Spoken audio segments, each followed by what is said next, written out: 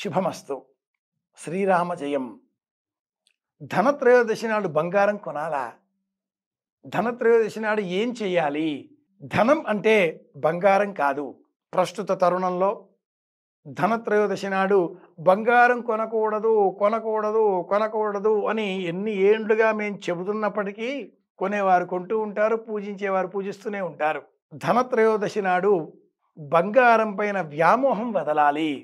ధనం అనే ఆ శబ్దానికి అర్థం మనం వినేటటువంటి సంపద, డబ్బు, ధనం అనుకుంటూ ఉంటాం. సంపదకు ధనానికి చాలా తేడా ఉంది. ధనం దుఃఖదాయకం. పుణ్యంలో, ధర్మశాస్త్రాలలో, వేదంలో ధనం అన్న శబ్దానికి ఉండే అర్థం వేరు. ధనమగ్నిర్ధనం వాయుర్ధనం సూర్యోధనం వసు ధనమింద్రో బృహస్పతిర్వరుణం ధనమశ్నుతే. వింటూ ఉంటాం ఈ మంత్రాన్ని శ్రీ సూక్తంలో. అర్థం ఏమిటి అంటే, గాలి ధనం ఉచితంగా లభిస్తుంది. ట్యాక్స్ కట్టక్కర్లేదు, డబ్బులు ఇవ్వక్కర్లేదు. హాయిగా కావలసినంత గాలి పీల్చుకోవచ్చు. గాలి అంతా నాదే అని పీల్చేసుకుని కడుపులో దాచుకుంటామా? మళ్ళీ వదిలేయాలిగా. పోనీ వదిలేశాం కదా అని ఊరుకుంటామా? మళ్ళీ పీల్చుకోవాలిగా. శ్వాస, ఆరోగ్యంగా గాలి పీల్చుకోవడం ఆరోగ్యం. ఇది ధనం, ఇది సంపద. గాలి ధనం.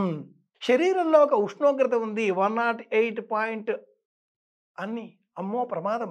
98.8 టెంపరేచర్ అగ్ని. ఈ 98 degrees టెంపరేచర్ ఇలా స్థిరంగా ఉండడం సంపద, ఇది ధనం. ధనం అగ్ని టెంపరేచర్, ఆరోగ్యం. ధనం వాయు, ఉచ్ఛ్వాస నిశ్వాసలు. ధనం సూర్యో విటమిన్ డి, శరీరానికి దృష్టి. ధనం వసు, శరీరానికి ఉండేటటువంటి ఒక నైగనిగ్యం, సొగసు, మెరుపు, ఆరోగ్య ప్రదాత, అష్టవసువులు. ధనమింద్రో బలం, ఇంద్రుడు అంటే బలం. ఇలా చూస్తే ధనం సంపద అంటే ఇది అర్థం. ధనత్రయోదశి నాడు మనకు ధనం కలగాలి అనే సంకల్పంతో సాయంత్రం వరకు మనం యథేచ్ఛగా కాలం గడిపి, సాయంత్రం వేళ రాగి చెంబులో నీరు నింపి ఉత్తరేణి పుల్ల వేసి నీటిని పూజించాలి. ఒకానొక పూర్వకథ. ఒక రాజుగారి కుమారుడు అల్పాయుర్దాయం గలవాడు అని తెలుసుకున్న అనంతరం ఆ కుమారుడి భార్య, రాజుగారి కోడలు, ఇంటి బయట ఒక పళ్ళెంలో బంగారు ఆభరణాలు పోసి దీపం వెలిగించింది. ఆ దీపకాంతలు చూచి యమభటులు కూడా ఇంటిలోనికి రాకుండా వెళ్ళిపోయారు. రాజకుమారుడు పూర్ణాయుర్దాయం కలవాడయ్యాడు అనే కథని ధనత్రయోదశి నాడు తలుచుకొని స్నానాలు చేయాలి, దీపాలు వెలిగించాలి. ఇంటిపైన దక్షిణ దిగ్భాగంలో ధనత్రయోదశి నాడు మట్టి ప్రమిదలో యమదీపం వెలిగించాలి.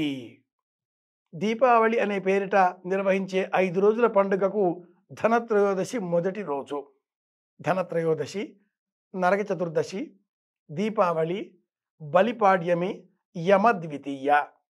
యమదీపంతో ప్రారంభమై యమద్వితీయ పేరిట భగినీహస్త భోజనం, సోదరి అందించేటటువంటి భోజనం స్వీకరించడంతో ఈ పండుగ పరిసమాప్తమవుతుంది.